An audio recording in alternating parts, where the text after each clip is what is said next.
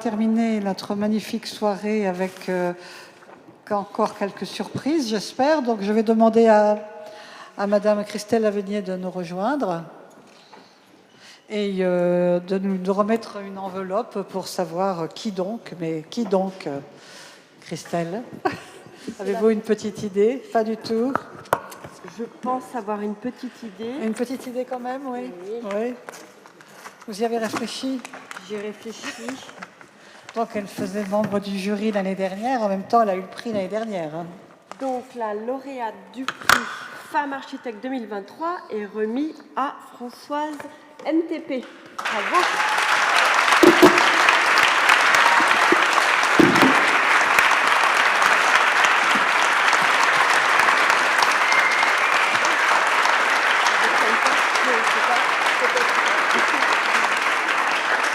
Donc un petit mot du jury. Nous avons beaucoup apprécié la justesse et l'engagement de son architecture. Ces derniers projets sont au plus près des préoccupations et des particularités locales. Ils s'adaptent aussi bien aux enjeux environnementaux, tout comme le musée qu'elle est en train de réaliser au Bénin, qui est en construction sur un site classé au patrimoine mondial de l'UNESCO. Et donc je vais vous donner en quelques dates son parcours et sa biographie. Donc Françoise NTP est née à Douala au Cameroun. Elle vit et habite à Paris depuis 1975 où elle exerce le métier d'architecte depuis 20 ans. Elle est diplômée de l'ESA, l'école spéciale d'architecture, en 1999. Elle a commencé à travailler chez les architectes Nicolas Michelin, Finguépel, puis après chez François Seigneur. En 2000, elle fonde avec l'architecte Aldric Beckmann l'agence Beckmann NTP. En 2001, cette agence est lauréate du prix NAJA, c'est-à-dire les nouveaux albums de la jeune architecture. Suite à cette expérience avec des programmes et des projets qui sont emblématiques, notamment j'avais beaucoup aimé, lorsque j'étais plus jeune, un projet dans le 13e arrondissement, un projet audacieux, remarquable et innovant. Suite à ceci, Françoise a décidé de fonder sa propre agence en 2018 et cette agence s'appelle Françoise NTP Architecture et Design. Après avoir dirigé en France des projets importants et au caractère unique, elle part sur de nouveaux fronts à l'international. Elle désire proposer son savoir-faire et développer des projets en lien notamment avec l'Afrique afin d'établir de nouvelles passerelles et de répondre aux enjeux majeurs qui touchent ce continent comme la maîtrise des énergies, la forte demande en logement, le développement culturel et touristique. Elle a la noble volonté de promouvoir un partage de culture. En 2023, elle entre à l'Académie d'architecture en tant que membre titulaire. Elle est également maître de conférence à l'ENSA La Villette.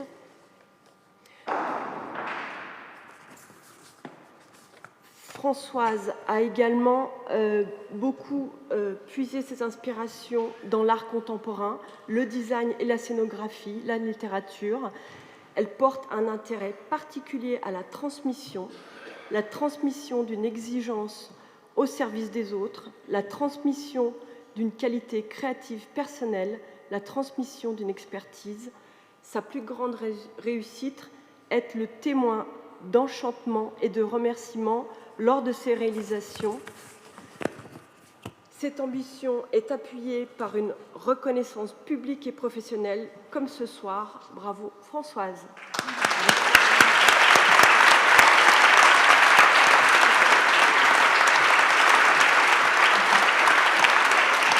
Merci Christelle.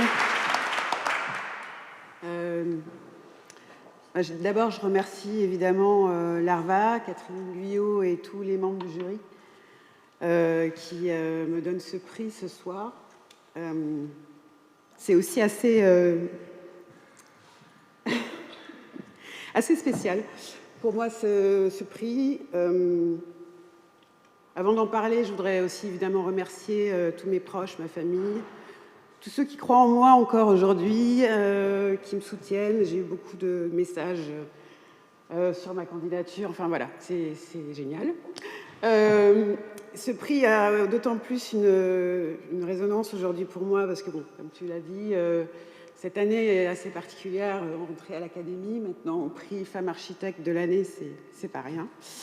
Et en fait, c'est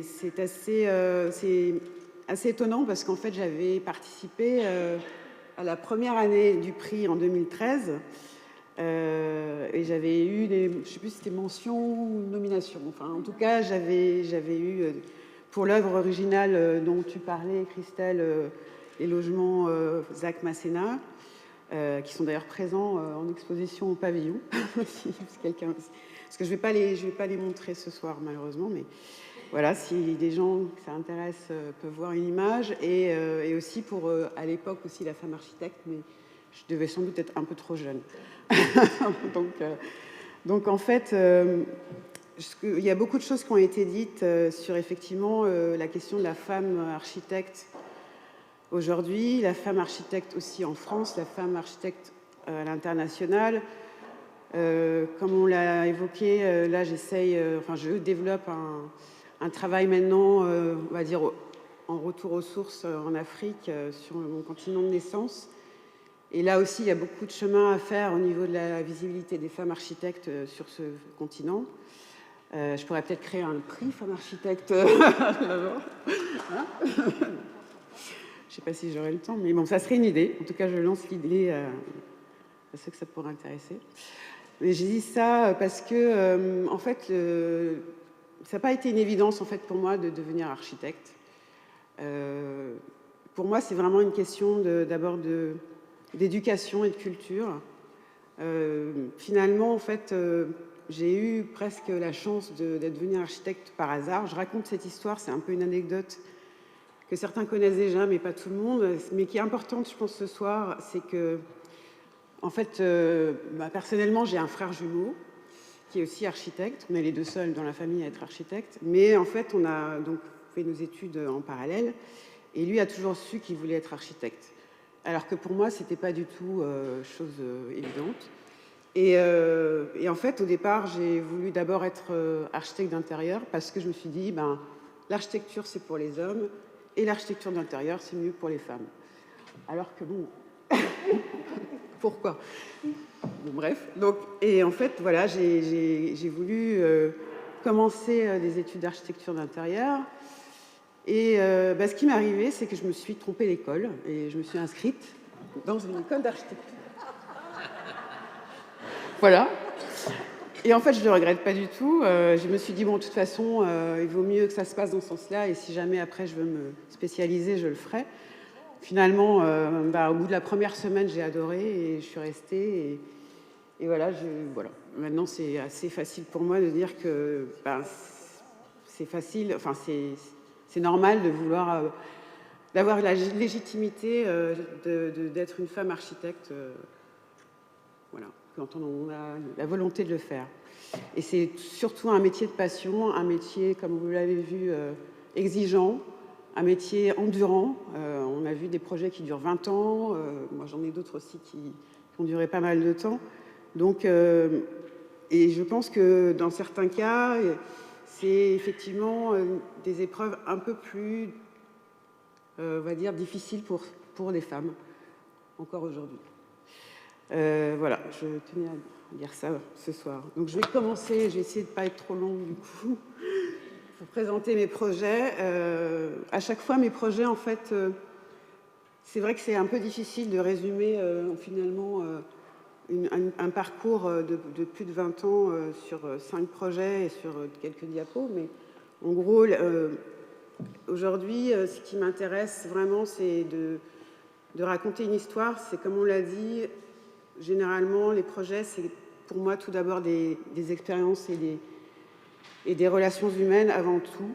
On construit aussi pour les autres, c'est peut-être un lieu commun de le dire, mais il faut le rappeler à chaque fois, c'est pas L'architecte est effectivement peut être considéré comme un artiste, mais avant tout, il a une vocation politique et sociétale, et c'est important de rappeler qu'on construit d'abord pour les autres et pour l'usage et pour voilà, le vivre ensemble, comme on l'appelle aujourd'hui. Et donc, mon architecture a toujours été en relation, en perspective avec cette thématique d'offrir quelque chose, une histoire, d'offrir vraiment des bâtiments qui soient identitaires, identifiés et qui soient uniques pour un maître d'ouvrage, parce que chaque maître d'ouvrage est différent. Et donc, j'ai pas de recette toute faite, je ne répète jamais la même chose. Et à chaque fois, on va dire, c'est une architecture qui s'adapte à son contexte beaucoup. Je travaille toujours en partant du paysage, de ce que j'appelle une architecture située, de ce qu'on peut retranscrire depuis le site, depuis le terrain sur lequel on s'implante pour créer une architecture. Et une architecture, on l'espère, vivante et qui sera du coup investie par ses usagers ou ses habitants. Donc pour commencer, un projet qui a d'ailleurs été nominé à l'Équerre d'Argent en 2012, à Marne-la-Vallée pour une bibliothèque universitaire, la bibliothèque Georges Perec. C'est un bâtiment, en fait le site était assez particulier, je ne sais pas si, pour ceux qui ne connaissent pas, en fait c'est sur la cité Descartes, c'est-à-dire le campus universitaire en fait, qui est à Marne-la-Vallée. Là, le bâtiment est juste en face de l'école d'architecture de Marne-la-Vallée. Et en fait, cet ensemble en fait, universitaire est composé de bâtiments très très divers. Et le site de ce projet était vraiment au centre, au cœur du lieu, de la cité Descartes, sur les traces en fait, d'un ancien corps de ferme, parce qu'évidemment, à Marne et à Champs-sur-Marne en particulier, c'était des terrains agricoles et donc il y avait un ancien corps de ferme qui était à l'abandon, qui était là, et le maître d'ouvrage, assez bizarrement, enfin pour plusieurs raisons, avait coupé le terrain de la ferme en deux, et donc on devait démolir une partie de cette ferme, après s'étendre sur un terrain qui côtoyait la ferme, et laisser l'autre partie de la ferme en l'état, parce qu'il devait la restaurer pour un autre programme. Donc déjà, la première donnée de base était assez étrange, de venir comme ça sur une partie démolie, une partie en site vierge, où il ne se passait rien. Et donc, à la visite du site, l'idée, c'était vraiment de se dire, on va partir de cette idée de, justement, champêtre, de cette idée de partir du terrain et, en fait, de magnifier, finalement, la prise du terrain, du sol, en venant quasiment, ce qu'on voit là, extraire une motte de terre de son milieu naturel et de la soulever, en fait, pour rappeler, en fait, le sol qui était là avant. Et donc, ce bâtiment, voilà, on voit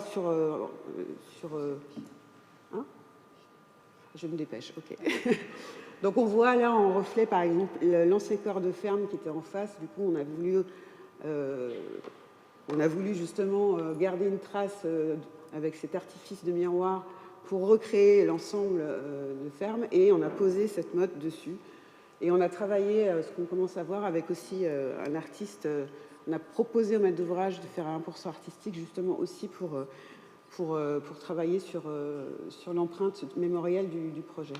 Donc là, je vais passer vite, du coup, on voit ce tracé bleu qui rappelle en fait l'eau, parce que la ferme d'origine était entourée d'une douve, et donc on a gardé ce qu'on voit à gauche, l'effet d'être encerclé d'eau et d'être vraiment sur ce terrain particulier. Là, on voit une vue d'intérieur d'une partie, un détail de l'escalier en fait monumental qui mène aux salles de lecture. L'idée, c'était vraiment d'avoir un contraste entre l'intérieur et l'extérieur, quelque chose de très brut. On avait même les velléités à l'époque de travailler en terre le revêtement de la façade, mais bon, c'était beaucoup trop compliqué, donc on l'a fait en béton projeté. Mais voilà, l'idée, c'est d'avoir vraiment un contraste entre quelque chose de très brut et quelque chose de très calme et très blanc à l'intérieur pour les salles de travail. Donc là, on voit la partie qui est immergée en fait en contact avec la douve. Ensuite, un deuxième projet qui se situe aussi dans un contexte magnifique, qui est la vallée de Chamonix, en fait, au pied du Mont Blanc, pour un centre culturel donc, à Passy.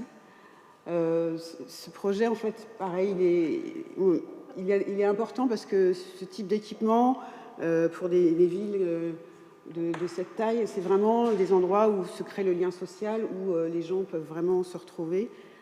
Donc le programme était des salles d'activité et une salle polyvalente. Et donc c'était un projet qui venait comme ça s'étendre dans le paysage avec des grands chapeaux en bois et répondre en fait au skyline des montagnes qui étaient juste à l'arrière. C'est ce qu'on voit, donc ces gros chapeaux. Et donc là, j'ai volontairement mis des images du bâtiment quasiment 10 ans après sa réalisation, parce que ce qui m'intéresse aussi dans le travail auquel on est confrontés, nous, architectes, tous les jours, c'est de convaincre nos maîtres d'ouvrage et nos clients de comment va vieillir un bâtiment. Notamment le bois, c'est quelque chose qui est assez particulier et qu'il faut bien connaître. Et donc là, au départ, on peut imaginer que le bois était clair et il a foncé. Et en fait, finalement, il vient d'autant plus s'intégrer dans le paysage qu'avant. Donc voilà, je vais mettre quelques images, je vais aller vite. Ça peut lui inventer. Ensuite, tout un autre contexte, un bâtiment de logement à Boulogne-Billancourt. Donc c'est un bâtiment qui terminait une zone en fait urbaine qui a été complètement investie. Ce qui était intéressant dans ce projet, c'est donc le site était vraiment un triangle, une parcelle triangulaire, ce qui est toujours très difficile quand on termine les bâtiments en pointe. Et en fait, le programme au départ donnait en fait un gabarit de bâtiment avec une longue barre sur la rue. Et c'est en fait nous on a décidé d'aller à l'encontre de ça pour aussi donner à chaque logement en fait un accès à la lumière. Enfin, il y a des questions d'orientation, etc. Donc un accès à la lumière et tous les logements avaient une vue aussi sur. C'est un bâtiment qui se situe vraiment devant un parc et devant la Seine.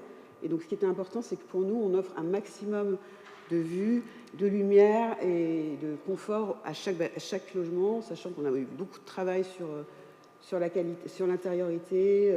Aucun logement n'est pareil. Il y a 159 logements, donc c'était un travail assez conséquent. Bon, je passe vite du coup, et qui vient en plus se rattacher du coup à la ville existante. Donc on avait pas mal de contraintes à faire, et donc ce qui était voilà, on a voulu travailler aussi sur les matériaux. On travaille beaucoup. J'ai travaillé beaucoup aussi en amont avec des fournisseurs ou des industriels pour trouver des nouvelles solutions et adapter vraiment une écriture architecturale à chaque projet. Et donc là, on a travaillé notamment sur un bardage en verre qui a été en fait spécialement fait pour ce projet et qui répond vraiment en couleur au contexte, en partant du bleu de la Seine vers le vert du parc. Puis après, on le voit pas là, mais il se retourne en ocre rouge pour rappeler la brique sur ces 360 degrés. Voilà, ça c'est une vue sur des terrasses avec des sols. Je vais aller vite. Un projet, un autre contexte aussi, donc plutôt un projet de logement donc dit abordable, beaucoup plus modeste, on va dire. Donc c'était en fait la combinaison de trois bâtiments très simples, très parallélépipédiques, mais qui devaient aussi, pareil, répondre à un parcours qui devait se passer en fait dans un milieu paysager. En fait, on avait un grand jardin central au centre donc, et ce jardin en fait servait aussi de parcours public pour relier d'un côté un collège, de l'autre d'autres parties d'habitation et un gymnase. Et donc en fait, finalement, nos bâtiments étaient presque un prétexte pour faire une continuité de parcours. Et donc ce qui nous intéressait, c'est que finalement ces bâtiments soient assez neutres, assez simples et qui répondent finalement à une sorte d'écriture comme ça, champêtre, d'un jardin magnifique. Donc c'est ce qu'on voit là. Là, on est dans le jardin partagé, occupé par les habitants. Et pour finir, le projet un peu, un des derniers projets sur lequel je travaille, qui est un musée au Bénin, à Abomey. Alors ce projet a d'autant plus on va dire une résonance aujourd'hui parce qu'il se situe donc dans la cité historique du Bénin, donc à Abomey, dans l'enceinte des palais royaux des rois du Dahomey. Et le site lui-même, c'est ce qu'ils appellent la cour des Amazones. Donc, pour ceux qui ne savent pas, les Amazones étaient en fait des guerrières et qui défendaient les palais. Et donc, c'est pour moi assez emblématique de pouvoir travailler sur ce site, à la mémoire, en fait, finalement, de cette civilisation et de ces femmes qui ont vraiment combattu et défendu un peuple et une civilisation. Et donc voilà, ce musée s'intègre sur un site classé au patrimoine mondial, comme le disait Christelle. L'idée, c'était vraiment de ne pas être dans le mimétisme des palais existants. On voit un peu à droite, des constructions très simples en terre avec des toits de chaume. Mais ce qui est vraiment très, très particulier sur ce site, c'est la matière, enfin la terre finalement qui existe et qui crée un ancrage assez fort, avec des grandes murailles qui vont jusqu'à 4 mètres de haut. Et donc voilà, pour moi c'était évident qu'il fallait travailler avec cette matière, avec cette terre. Donc tout le bâtiment est avec une base en terre crue et vient vraiment jouer sur des lignes horizontales qui en fait dialoguent et qui travaillent avec les bâtiments des palais royaux existants qui vont être aussi restaurés. En fait, c'est un projet global qui est mis en œuvre par le gouvernement aujourd'hui, qui développe tout un programme touristique et culturel au Bénin. Et donc, un des projets, c'est donc celui-ci, le projet à Abomey, où il y a donc une partie de restauration des palais royaux qui est faite par un architecte du patrimoine béninois. Et donc, le projet dont je m'occupe aujourd'hui, donc le projet du musée des rois du Dahomey, des Amazones et des rois du Dahomey, qui a un projet aussi qui est très symbolique, politique, diplomatique, enfin, il a tout. Et pour la petite histoire, c'est le projet qui va accueillir les 26 heures qui ont été restituées par la France au Bénin il y a maintenant 2 ans, hein, au moins.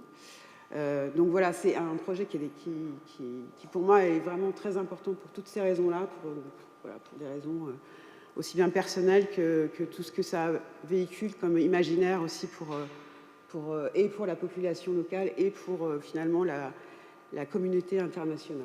Donc je passe juste vite, voilà, c'est quelques dernières images. Je ne m'occupe pas de la scénographie, je tiens à le dire. Non pas que je ne voulais pas, mais en fait, je n'aurais pas d'image de scénographie à vous montrer parce que c'est une autre équipe de scénographes qui s'en occupe, donc je ne les ai pas mises ici. Voilà, bon, ouais, j'ai terminé.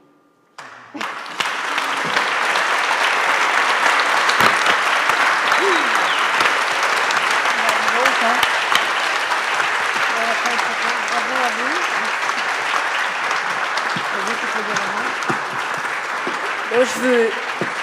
Je voulais juste donc dire un grand bravo et un grand merci à Françoise pour tout son travail. Une architecture de qualité, remarquable et audacieuse. Merci.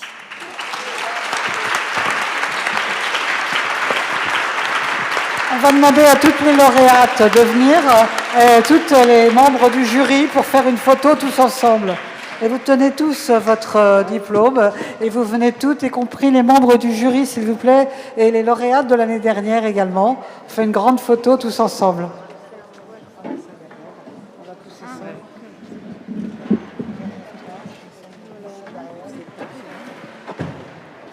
Photo générale.